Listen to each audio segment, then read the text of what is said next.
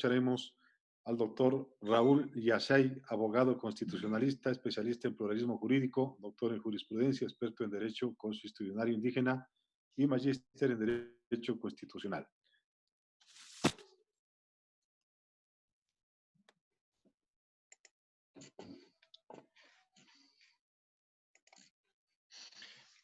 Muchas gracias. Buenas tardes, señores asambleístas y señoras asambleístas. Saludo a las autoridades de las comunidades indígenas que nos escuchan y a todos quienes nos siguen por los medios digitales. Hoy la Asamblea Nacional tratará sobre el tema del informe de la Comisión Especializada Permanente de Justicia y Estructura del Estado sobre la solicitud de amnistía a favor de 20 autoridades indígenas de la comunidad San Pedro de Cañar. ¿Sí? En esa virtud quiero aportar con mi humilde opinión, pero apegado estrictamente a la Constitución, como ya han hecho quienes me han antecedido la palabra. Otras cuestiones no voy a repetir, ¿sí? Pero voy a hacer, como dije, una intervención apegada estrictamente a la Constitución para que ustedes, señoras y señores asambleístas, tomen una decisión apegada también a la Constitución, sin miedo a tomar en serio los derechos constitucionales.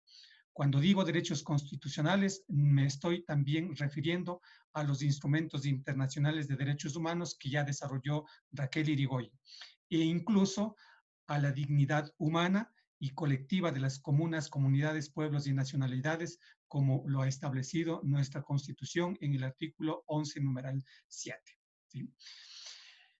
Es importante entrar a lo que, cómo el Ecuador se asume, cómo se caracteriza el Ecuador. Él va a decir que el Ecuador es un Estado plurinacional e intercultural, entre otras cuestiones. Para ello, entonces, desde mi punto de vista, tenemos que tener claro los conceptos sobre plurinacionalidad e interculturalidad para entender lo que es el Estado plurinacional, porque no es lo mismo plurinacionalidad que Estado plurinacional.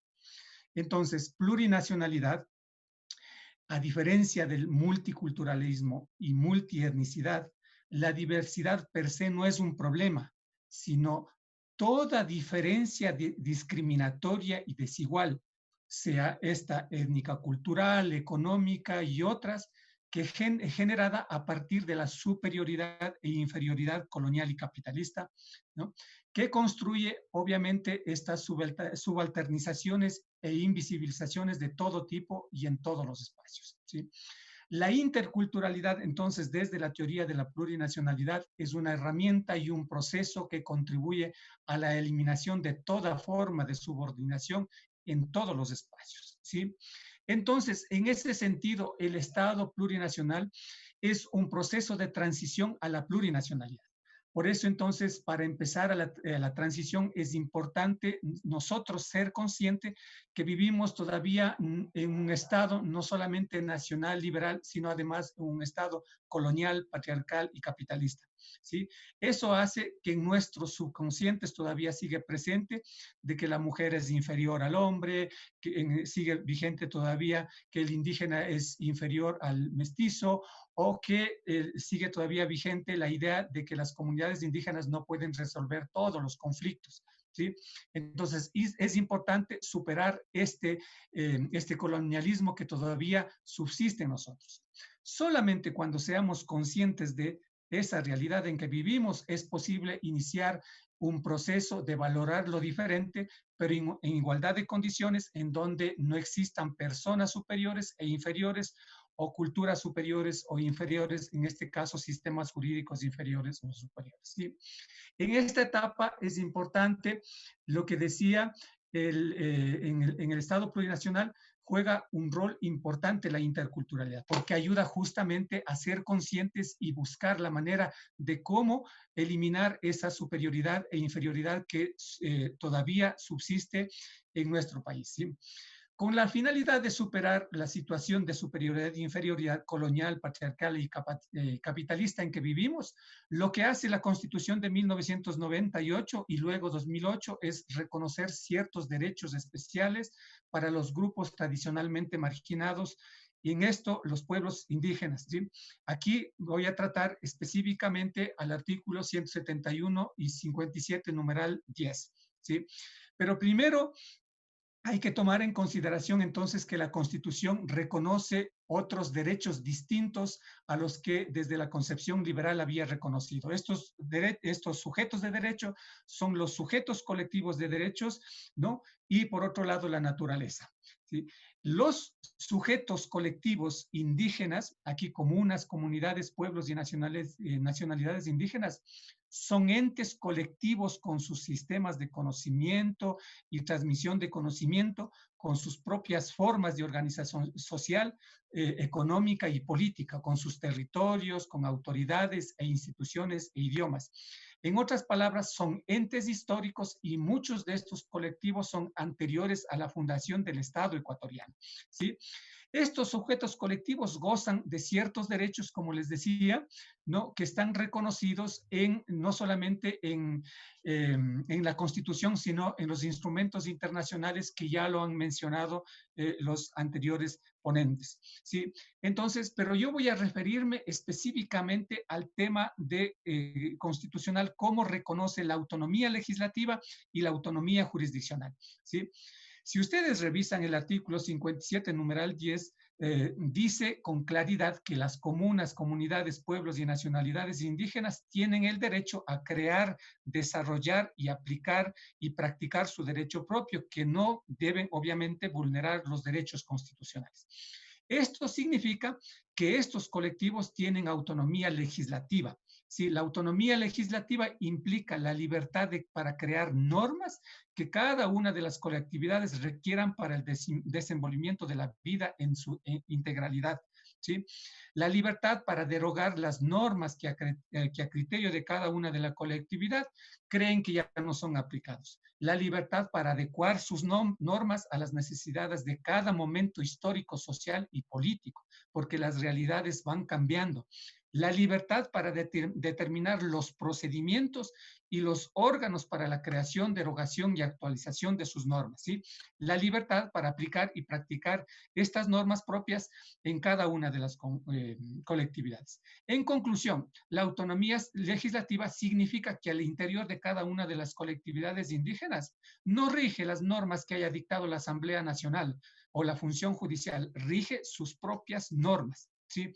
Entonces, en virtud de la autonomía legislativa, esta autonomía legislativa obviamente genera resistencia por parte de la institucionalidad del Estado, justamente por esa cuestión de colonialidad y de manera especial de la justicia ordinaria, porque ésta se ve reducido su poder y esa parte del poder es trasladada a las colectividades indígenas. Y esto es un problema estructural de la organización llamada Estado, ¿sí?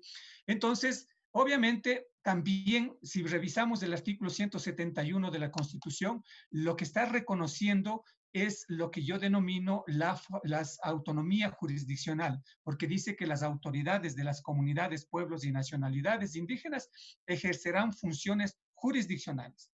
Y esto implica que la libertad para definir cuáles son los conflictos internos. ¿Quién decide qué es un conflicto interno? Es la comunidad, es estos colectivos.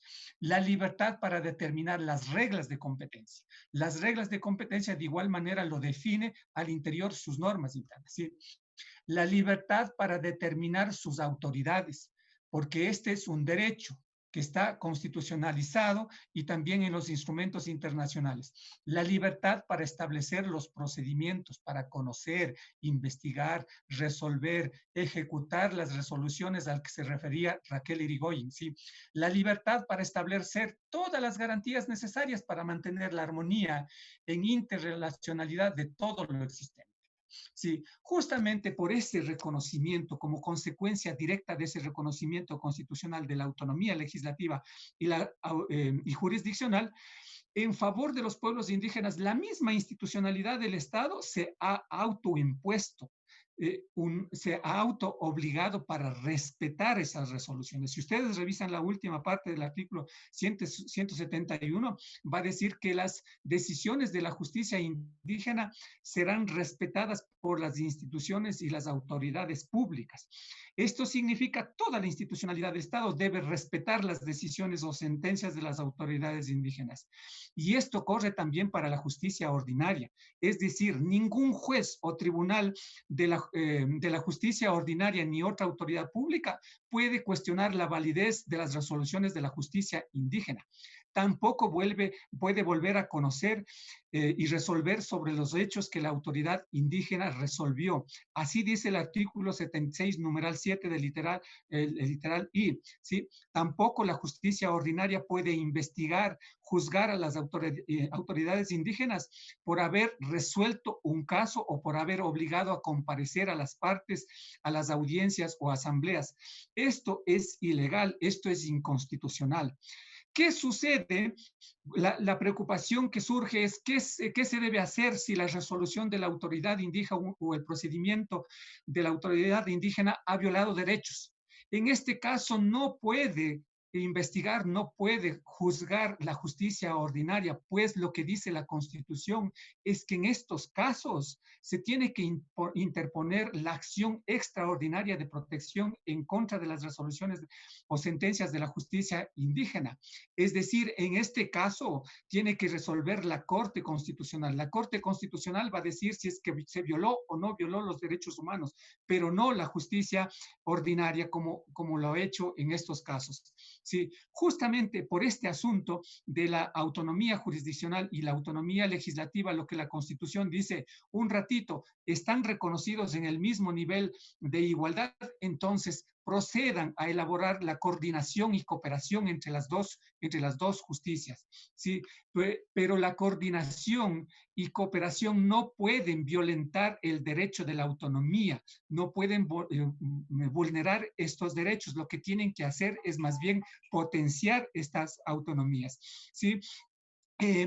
Me encantaría hacer un ejemplo, pero solamente para decir qué pasaría si un juez de la justicia ordinaria es juzgado por secuestro cuando le obliga a comparecer a una persona que se rehúye a comparecer a una audiencia. Si es que a esta autoridad, por ese hecho, le sancionarían, ¿no es cierto?, por secuestro, esto sería terrible, sería una novedad que inaceptable.